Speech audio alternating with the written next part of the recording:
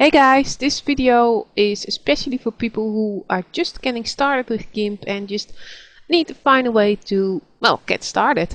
And if you just downloaded GIMP and opened it for the first time, it will look like this. And to the left here is your toolbox. And this toolbox has all the tools in it. And down here are the options of the tools that you have selected. So I have the paintbrush selected now, and here you can see all the options of the paintbrush. And when you're more advanced in GIMP, you know how to use them. And when I select another tool like this one, you can see that the options change. So that's basically how the toolbox and the tool options work. And then to your middle is the image window. And the image window has all the menus. So when I click, here's the file, edit, select, view, image, layers, etc, etc.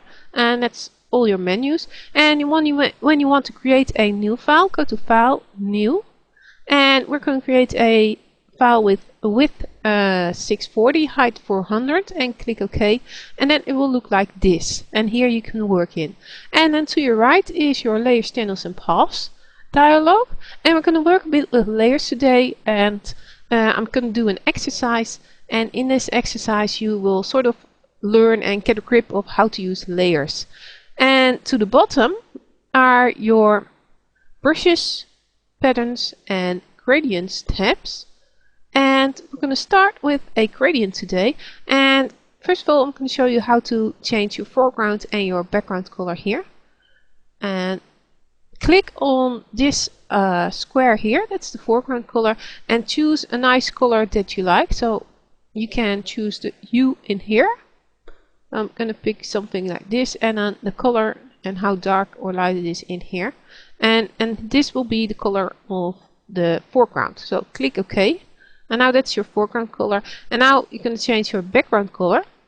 And by clicking on this square below it, and I'm going to pick a reddish hue and with this color. And click OK. And now I've created a foreground and a background color.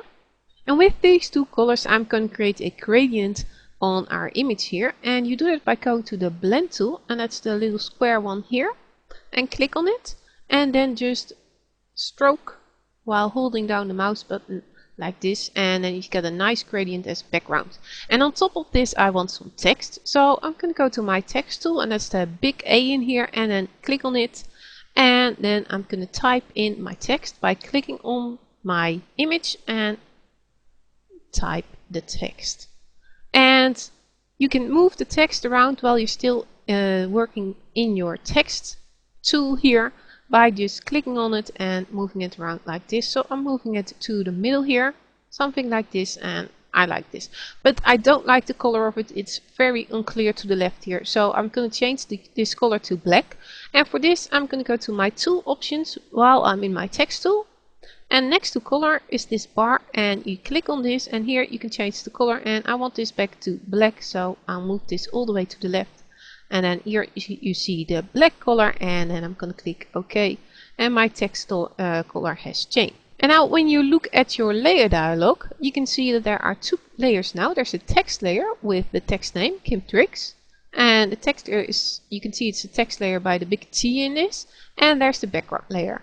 And I want to make a border around this text to make it look better. And for this I need to create a new layer, and creating a new layer is done by clicking on this icon here, and then you hover over it, it says create a new layer, and when you click on it, it does create a new layer. This will pop up here, and I'm going to call this text border. Just type it in and then click OK. And of course we don't have a border yet because we still need to create this, but we do have an extra layer in our layer dialog, and I want to move this layer down below the text layer.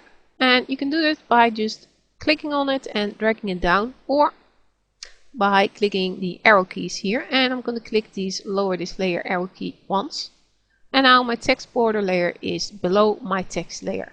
And I'm going to make the text layer active again by clicking on it once, and then I'm going to make a selection around the text, and I'm going to do that by right clicking on the text layer and clicking alpha to selection. And what you can see now in your image are, it's called the marching ends, and that's the selection.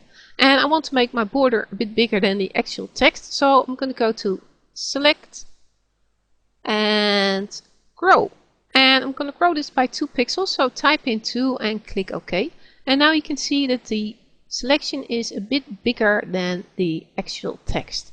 And we're going to make the border on the text border layer. So click on text border, the text border layer in your layer dialog. Make sure that's active. And now go to your bucket fill tool and make your foreground color white, because we're going to make the text layer white. And white is all the way to the right bottom. And click OK. And we're still in our bucket fill tool. And now all you need to do is click on your image inside the selection, like this. And you can see in your layer dialog that the text border layer now is filled with white. And you can only see the border because the text is on top of it. It's the layer on top of it, and that covers the layer below it. So now we can go to select none. And we can see our result. And I want to add a nice drop shadow to my text with border. And for this I make sure that I on my text border layer, because I'm going to create a drop shadow from that layer. And then go to filters, light and shadow, drop shadow. And then this will pop up, and make sure that everything is still on default, but don't allow resizing. Untick it. Make sure it's not ticked. And then click OK. And there's your nice drop shadow, and this gives it a bit of depth. And when you look at your layer dialog, you see that there is a layer created, a drop shadow layer, and that's below the text border layer. So now we have 4 layers. And we are going to create yet another layer on top of the 4 layers that already are in the layer dialog. And you do this by clicking on your top layer, and then click on the create a new layer button down here. And we're going to call this layer border, because we are going to make a border around the complete image. And type in border and then click OK. And now on your border layer, make sure it's active. We're going to fill this completely with black. So go to your foreground color, click on it and move the slider all the way to the left, and then click OK. And now your foreground color is black. And now go to your bucket fill tool and just click in your image. And now everything is black because the top layer is black and it covers all the layers below it. But we're going to fix this. We're going to make this just a border. And you do this by going to select all. And you have to make sure that you're still in your border layer, because we're working on our border layer. And then go to select shrink. And we're going to shrink it by 20 pixels. So our border is 20 pixels. And click OK.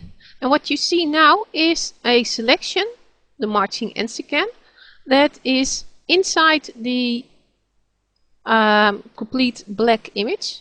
And it covers most of it in the middle. And we're going to delete everything inside this selection.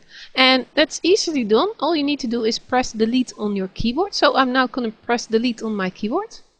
And as you can see, everything inside is visible again, except for the border that we didn't select. So now I'm going to go to select none, and my image is done. And when we go back to our layer dialog, we can see that there are 5 layers in here now. And the top one is the border layer, and then we have our text layer, and then we have our text border layer, of which only the edges are visible because the text layer is covering up the rest. And below the text border layer is the drop shadow layer, and you can only see the shadow where the text and the text border layer are aren't covering it up. And on the bottom is our background layer with our gradient. And this is how layers work. And to save it, you go to File, Save As, and first thing you want to do is save it as an XCF file. And this means that all the layers will still be intact in case you want to edit it later. And if you can't remember XCF, then go to select file type, click on the plus here, and the second one is GIMP XCF image, and then you can select this one and then click save. And then to use it, go to file, save as, and this time save it as PNG. Just type in PNG, or again go to select file type and search for I'm not sure where it is, PNG image, and then click save. And sorry about that. And then this will be asked, merge layers, because you've got all these layers, and that's fine because you've just saved it as XCF file. So you can now merge this down without problems, and that means that there won't be any layers anymore. But you have just saved the layers file before, so that's just fine. So click export, and then this comes up, and all you need to do is click save, and then it will be saved. So that's how you use layers and create images in GIMP. And I hope this was a little bit helpful. This is a exercise for beginners, so if you don't like the result, then well, it wasn't meant to look very spectacular, just meant to explain how things work in GIMP. And I hope that it did explain how things work in GIMP, and if it did, then I hope you can make cool things in GIMP from now on. And if you like my videos, then maybe you'd like to subscribe, and thank you for watching.